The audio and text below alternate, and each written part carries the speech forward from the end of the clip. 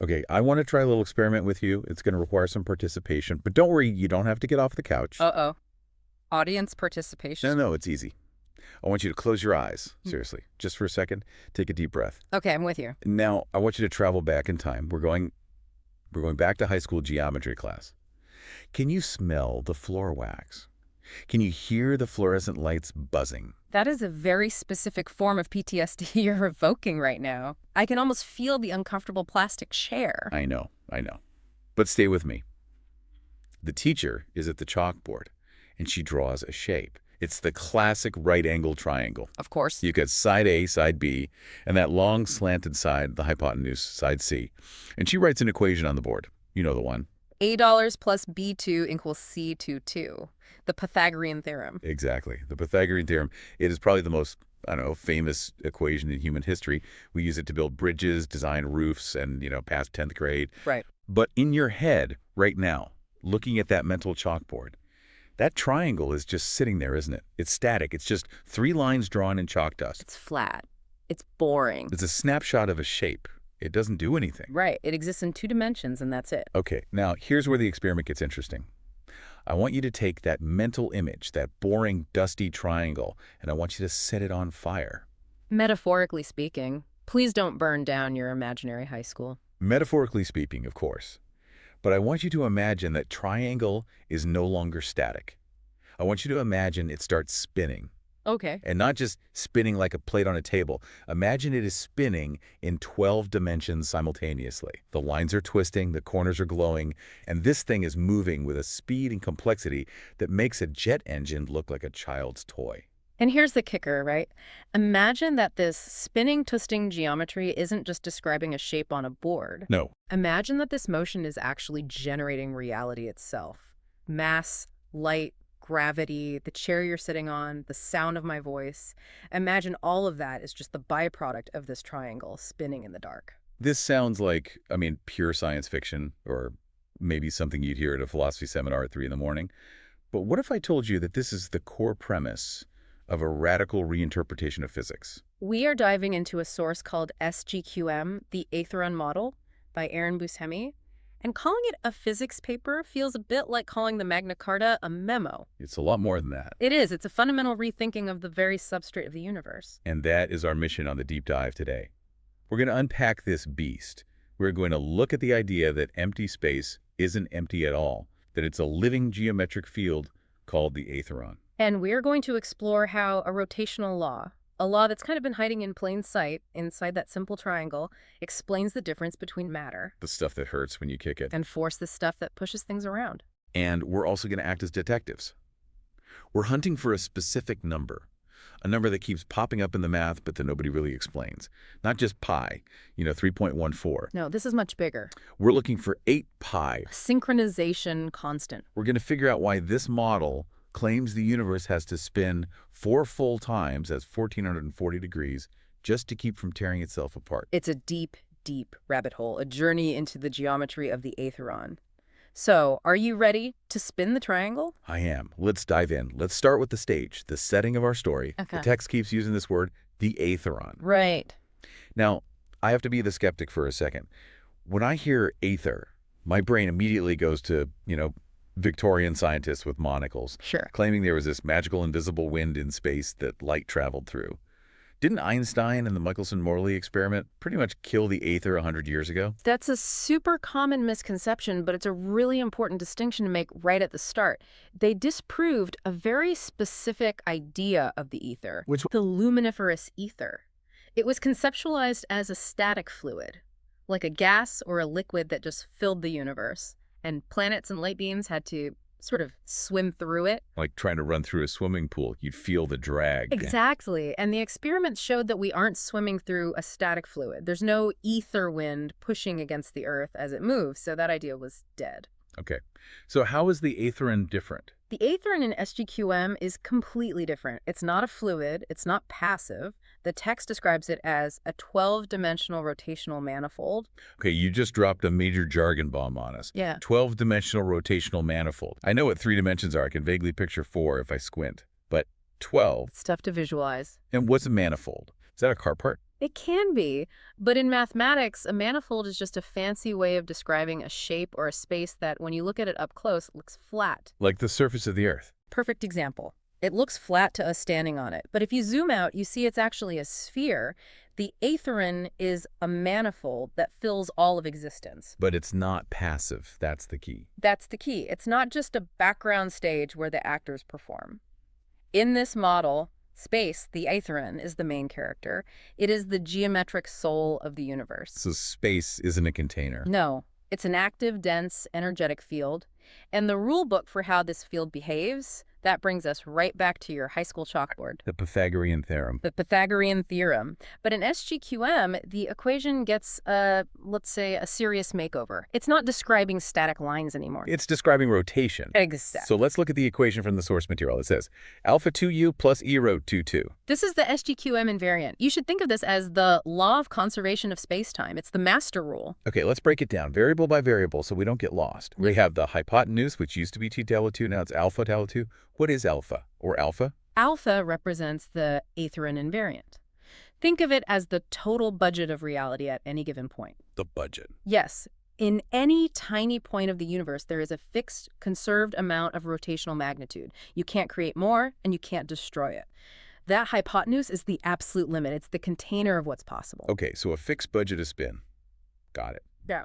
Now, let's look at the legs of the triangle, the other two sides. Let's start with motor or move. Motor represents mass. Mass. Okay. Yeah. But usually we think of mass as stuff. Like this microphone has mass, a rock has mass, atoms have mass. Are you telling me that mass is just a line on a geometry diagram? This is where SGQM really requires a shift in perspective. The text defines mass explicitly as longitudinal rotational deformation. Longitudinal rotational deformation. That sounds like something a chiropractor would say about my back. It does sound like that. Right. But let's break the words down. Rotational deformation, that's easy. It means the space is twisting. Right. And longitudinal implies it's twisting in a specific direction inward. It's creating a kind of persistence, a stability. Persistence. Think about a spinning top. When it's spinning fast, it really resists you pushing it over. It wants to stay upright. That resistance, that stability, in this model, that is what we call mass. It's the Aetheron digging its heels in and saying, I am here and I am not moving. So mass isn't stuff. Mass is just stubborn space. Perfectly put. Mass is stubborn space. It's the persistence of a geometric pattern. Okay, so that's one leg of the triangle. The stubborn leg. What is the other leg? The earot. That is rotational energy. And this represents the transverse rotational modes. Transverse, so Sideways. sideways, oscillating, vibrating. This is what we perceive as fields, forces, light. It's the wiggling part. So on one side we have stubbornness, which is mass, and on the other side we have wiggling, which is energy. Exactly. And they are connected by that right angle. That 90-degree angle is crucial. It means they are orthogonal projections. I'm going to need a visual for orthogonal projection. That sounds like engineering speak. Okay, let's imagine a coin. The simple quarter. Quarter. Got it in my hand. Hold the quarter flat in your palm. If you look at it from directly above, what shape do you see? I see a circle. Right. Now don't change the coin at all. Just move your head 90 degrees to the side. Look at the coin from the edge. What shape do you see now? A straight line. Or a very thin rectangle, basically. So is the coin a circle or is it a line? It's both. Or neither, really. It depends on how I'm looking at it. Exactly. In SGQM, the fundamental unit of the Aetheron is that coin. It is one single, unified, rotating object. And if you look at it from one angle. If you look at it from the mass angle, you see the straight line, you see the particle, you see the stubbornness. But if you walk 90 degrees around it and look at the exact same object from the energy angle, you see the circle, you see the wave, you see the light. That is... Wow. Okay. So mass and energy aren't two different things that interact.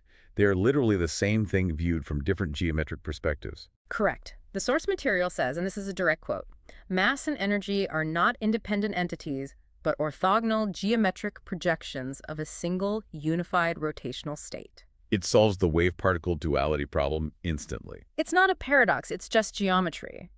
The particle isn't deciding to be a wave or a particle, it's always both. We're the ones deciding which angle to measure it from. The text has this vivid imagery I want to read. It says, imagine a right triangle rotating in darkness. The form is invisible, But the vertices, the corners, are glowing points. Yes, that is the visual anchor for this whole theory. You can't see the structure, only its effects at the corners. And then it says, as it turns, the legs don't just sit there, they twist on their own axis. And that is the absolute key detail. It's not just the triangle spinning like a hubcap on a car. The legs themselves are twisting. The mass leg is twisting on its own axis to create persistence. The energy leg is twisting on its own axis to create force. And because they are locked together by the Pythagorean theorem. They are constantly balancing each other out. So if the mass leg twists more, if a particle, say, gets heavier, the energy leg has to adjust to keep the hypotenuse stable, to keep the budget balanced. Exactly. It's a self-correcting mechanism. The universe balances its checkbook in every single infinitesimal moment through this geometric relationship. It can't go into debt. Okay, so we have this spinning, twisting triangle. But it doesn't just spin in a simple circle, does it? The text gets really, really obsessive about a specific number, 720 degrees. Yes. The dance of the vertices. This is where it gets wonderfully weird. This has always confused me about quantum physics. I mean, a circle is 360 degrees. If I stand up right now and do a 360-degree spin, I am facing this microphone again. I am back to normal. Right, your state is restored. So why does the quantum world insist that you have to spin twice a full 720 degrees to get back to normal? This is the property known as spin 12, and it defines all matter particles, what we call fermions. Electrons, protons, neutrons, they all have this strange property. They have to spin 720 degrees to return to their identity. It seems so counterintuitive. If I spun 360 degrees and the world was suddenly upside down, I'd be very, very worried. You would be. But you are a macroscopic object. An electron is different because it is a spinor, which means its relationship with the space around it is more complex. Is there an analogy for this? There's a classic one. Imagine I'm a waiter holding a tray of drinks on my open palm, arm outstretched. Okay. Please don't drop the imaginary drink. I will do my best. Yeah. Now, I want to rotate the tray 360 degrees without moving my feet. To do that, I turn my hand inward, under my armpit and around. When the tray has done a full 360, look at my arm. It's all twisted up. Your elbow is sticking up in the air. You look like a human pretzel. Right. The tray is facing the right way again, but my arm is under extreme tension. It's inverted. It's not in a stable state. Not at all. To fix it, I have to keep rotating the tray another 360 degrees in the same direction. My arm passes over my head and voila. You're back to normal. The arm is straight. And my arm is untwisted. It took 2 full rotations, 720 degrees, to get the entire system back to its original relaxed state. That is a fantastic visualization. And SGQM maps this waiter trick directly onto the geometry of the triangle. It calls it the 720-degree supermultiplet. Right. It breaks that 720 degrees down into 4 distinct phases, a 4-step waltz. Let's walk through the steps of this waltz. Yeah. Because understanding this seems key to understanding how matter can even exist. Okay, let's do it. Phase 1. From 0 to 180 degrees, this is a vertical flip. The mass axis twists. This is what initiates the cycle and builds up tension. So this is us starting to wind up the spring, the first twist of the waiter's arm. Exactly. Now, phase 2. From 180 to 360 degrees, this is a horizontal flip. Now, this is the weird part. At the 360-degree mark, the geometry crosses into what the text calls a negative domain. A negative domain. That sounds ominous. Is it like the upside down from Stranger Things? It's just mathematical mirroring, really. It's the waiter with his arm all twisted. The particle is physically there, but its orientation is inverted relative to the surrounding Aetheron field. If you stop the process here, you wouldn't have a stable particle. It would just unravel. So we have to keep going. We have to untwist the arm. We have to. So phase 3, from 360 to 540 degrees, this is another vertical flip. This provides stabilization. We're starting to untwist the geometric tension. In the finale? Phase 4, from 540 to 720 degrees, the final horizontal flip. This resets the identity. We are back to 0. The waiter's arm is straight. The knot is tied and stable. Vertical, horizontal, vertical, horizontal. It takes 4 distinct geometric moves to create one stable unit of reality. And here's the part that really brings it all to life. During this whole 720-degree cycle, those 2 legs of the triangle we talked about, mass and energy, are rotating independently of each other. This is the independent axis rotation part of the theory. Right. The text identifies 8 internal dimensions involved in this dance. It groups them into 2 sets. You have dimensions R1 through R4, that's the fermionic axis. They spin to create what we perceive as mass. in the other set. And you have dimensions R5 through R8, that's the bosonic axis. They spin to create what we perceive as force or energy fields. And they are paired up somehow. Like dance partners in the waltz. R1 is paired with R5, R2 with R6, and so on. Every 180 degrees they interact. It's a beautiful mechanism. The fermionic axis twists, creating mass, and the bosonic axis has to react, twisting to create a field to balance it out. They're constantly communicating to keep that hypotenuse, that alpha invariant, constant. Always. This leads us to a massive, massive claim in the source material, the unification of fermions and bosons. Right. I mean, this is basically the holy grail of physics, isn't it? It's what everyone's been looking for since Einstein. In standard physics, fermions, matter, and bosons, light force, are treated as totally different animals. They follow different rules. They're like, I don't know, cats and dogs. Different kingdoms in the particle zoo, yeah. But SGQM says, no, they aren't cats and dogs. They are just the inhale and exhale of the same animal. That's a great way to put it. The inhale and the exhale of the Aetheron. So explain that. How does this model unite them? Think about the four-phase cycle we just described. The inward phases of the rotation, the parts that create that persistence and stability. Stubbornness. That's the fermion. That's what we call matter. The outward phases, the ones that create oscillation and fields. That's the boson. That's energy. They're just different stages of the same 720-degree dance. So a particle isn't a hard little ball, a little billiard ball floating in space. Not at all. The source uses the term Aetheron knot. This is my favorite image in the whole text. Imagine a perfectly smooth, taut bed sheet. Okay, I've got a bed sheet pulled tight. Now reach down and twist the very center of it into a tight, hard knot. Got it. It's all bunched up. Now, does that knot have a separate existence from the sheet? Is it made of a different material? No, of course not. It's just the sheet, but twisted. Exactly. And what keeps the knot there? If you let go, it just unravels back into the flat sheet. So to keep it there, you need tension. You need force. In the Aetheron, that sustaining force is rotation. So a particle is just a knot of rotating space, a stable pattern of spin. Yes. The technical term is a stable topological excitation. The 720-degree spin is what keeps the knot tied. If the spin were to stop, The knot unties. The particle vanishes. it would just dissolve back into the vacuum. This means matter is incredibly fragile in a way. It's not a permanent object. It is a dynamic event. We are being spun into existence moment by this underlying geometry. That is slightly terrifying, but also kind of beautiful. It means we're not just passive furniture sitting in the universe. We are the song, not the radio playing it. Okay, so we've spun the triangle 720 degrees. We've untwisted the waiter's arm. We've created matter and energy from the same geometric dance. We're done, right? Oh no, not even close. We haven't even touched the title of our deep dive yet. EPO. The Mystery of 8P. Let's do the math again, just to be clear. P is 180 degrees of rotation. In radians, yes. So 2 at TO is 360 degrees. 4 at P is 720. That's the full cycle we just finished. The fermion is stable. Right, the knot is tied. But the source text talks about an 8P metacycle. That is 1,440 degrees. 4 full circles.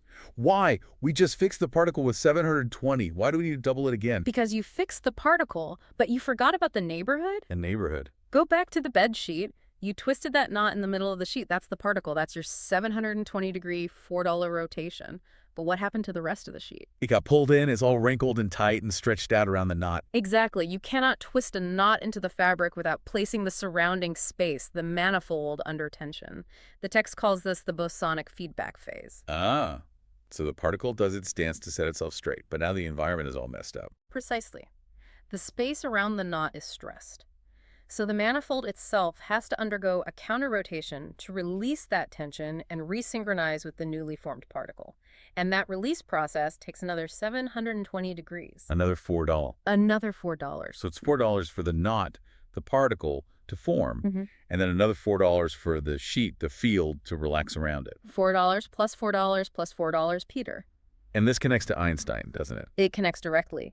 In Einstein's general relativity, the core equation that describes gravity, the Einstein field equation, contains the term $8 a dollar. Right, I've seen that. Now, usually physicists treat that $8 as just, well, math glue. It's a normalization constant. It's just a number you plug in to make the units cancel out properly, like converting inches to centimeters. It's not seen as having a physical meaning. They think it's just a conversion factor. It doesn't actually mean anything physical. But SGQM comes along and says, wrong. It says HUN is not arbitrary. It is a mechanical necessity. It is, and I'm quoting here, the rotational modulus required for complete synchronization. A rotational modulus. So if the universe only spun $4 cycle, if we didn't do the full 8BD cycle, what would happen? The Aetheron square, as the paper calls the local unit of spacetime, would break. The geometry would snap. What does that mean, it would snap? You'd have a particle spinning at one rate and the space curving at another rate, and they would tear away from each other. Reality would be incoherent. The connection between matter and the space it occupies would be severed.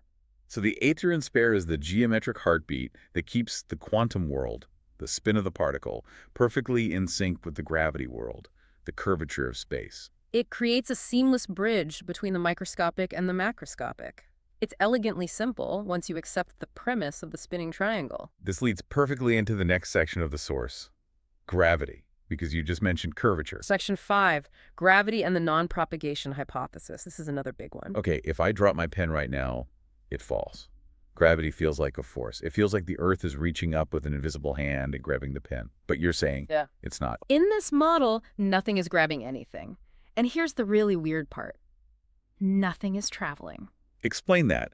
The text mentions the non-propagation hypothesis.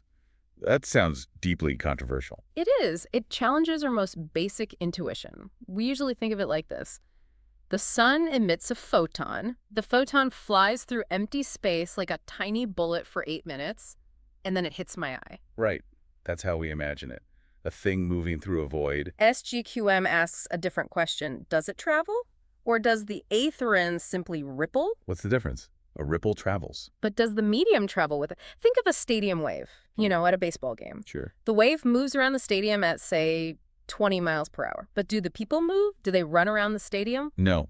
They just stand up and sit down in sequence. The medium, the people, is essentially stationary. The wave is just a sequence of state changes propagating through the medium. SGQM says light is the same thing. So a photon isn't a particle flying through the void. It is a pixel refresh of the Aetheron units. One triangle flips its rotational state, which triggers the next one to flip, which triggers the next one, and so on, in a chain reaction. So light is just the Aetheron doing the wave. Exactly. And this completely redefines what the speed of light, A3, actually is. No, so I thought it was the cosmic speed limit. It is, but not for an object moving through space. In this model, A3 is the phase synchronization limit. It's the processing speed of the universe. It's how fast the geometry can flip its state and pass that information to its neighbor. It's the refresh rate of the universal monitor. That is a perfect analogy. The universe have a clock speed. That clock speed is T30. Nothing can propagate faster because that's how fast the Aetheron can update itself. Okay, so apply this to gravity. If gravity isn't a force pulling me down, why do I fall? The paper defines gravity as rotational coherence. Coherence, meaning things staying in sync. Right. Go back to the bedsheet knot. The Earth is a giant, massive knot. It has twisted the fabric of space-time profoundly. Now, because the Aetheron is a connected mesh, a lattice, all the little triangles around the Earth have to twist in response. They don't have choice. They have to maintain the Pythagorean relationship. They have to balance their own internal budgets. Alpha 2 plus erot 2, 2. Always. If your neighbor twists, you have to twist to stay coherent with it. This creates a gradient of twisting geometry, a slope radiating out from the Earth. And that gradient, that slope, is gravity. Yes. So when you drop your pen, it isn't being pulled by a force. It is simply sliding along the path of least resistance in an already twisted geometry. It is falling because the space itself is tilted by the massive rotation we call Earth. Gravity is a requirement of global rotational coherence. That makes so much sense. We fall because the geometry of our local space demands it. We are just surfing the slope of the Aetheron. This brings us to the so what section. This is all fascinating, but why should the listener care about spinning triangles and 12D manifolds? Besides the fact that it might be explaining the very ground you're standing on. Besides that, Yeah. the text has some fascinating little nuggets that connect this abstract geometry to the real world. We have to talk about Chaos 137. Oh, the bowling ball story. I love this. The author, Aaron Buscemi, apparently engraved Chaos 137 on his bowling ball as a kid. Yeah. which honestly is the nerdiest detail I've ever heard, and I absolutely love it. It is delightful. But 137 is a legendary number in physics. It's related to the fine structure constant, which is designated by the same letter, alpha Nullis. It's roughly 1 over 137. And physicists have obsessed over this number for a century. Richard Feynman famously called it a magic number that comes to us from the darkness. Nobody knows why the universe chose this specific number. It just is. Until now, perhaps. That's the question. Does SGQM explain it? It claims to. SGQM says 1137 isn't magic. It arises naturally from the geometry of the Aetheron triangle. If you calculate the specific angle between the mass vector and the energy vector in this rotating 12D manifold, The ratio 1137 just pops out of the math. it's just trigonometry on a cosmic scale. So it's not a magic number. It's just a property of the shape of reality. It suggests that all the fundamental constants of nature Planck's constant, the speed of light, the strength of gravity, aren't random numbers someone dialed into the universe machine at the Big Bang. They are just the inherent dimensions and angles of the Aetheron triangle. That implies a terrifyingly orderly and deterministic universe. It scales up, too. The text makes a connection to electron shells in chemistry. Right. We all learned in school that electrons fill up shells around an atom in a specific pattern. 2, then 8, then 18, then 32. The Bohr model, yeah. I remember memorizing that and never knowing why it was that specific pattern. And SGQM explains this pattern as standing waves in the 12D manifold. Like musical notes on a guitar string. Exactly. If the Aetheron is vibrating, there are only certain frequencies, certain distances from the nucleus, where an electron's wave can be stable. You can have a C or you can have a D, but you can't have a stable note in between the frets. So electron shells are just the valid notes that the Aetheron is allowed to play. That's incredible. And the text even goes as far as DNA. That was the wildest connection for me. I almost couldn't believe it. It calls biological coding, the codon structure of DNA, a lower dimensional shadow of this fundamental 720-degree rotation. What does that even mean? It suggests that the double helix structure, that iconic twisting ladder of life, might be echoing the fundamental twisting geometry of space itself. Life isn't just happening in space, it's adopting the shape of space. As above, so below, on the grandest scale imaginable. It represents a massive philosophical shift. We're moving away from the idea of a dead universe, a cold, empty, inert box with stuff rattling around inside it. And moving toward what? A living universe. A universe where the vacuum itself is an active, rotating, vibrant entity. And we, our bodies, our planets, our stars, are just the patterns of its motion. We are the knots in the wood grain of the cosmos. That's profoundly humbling. It really is. We've come a very long way from that static triangle on the high school chalkboard.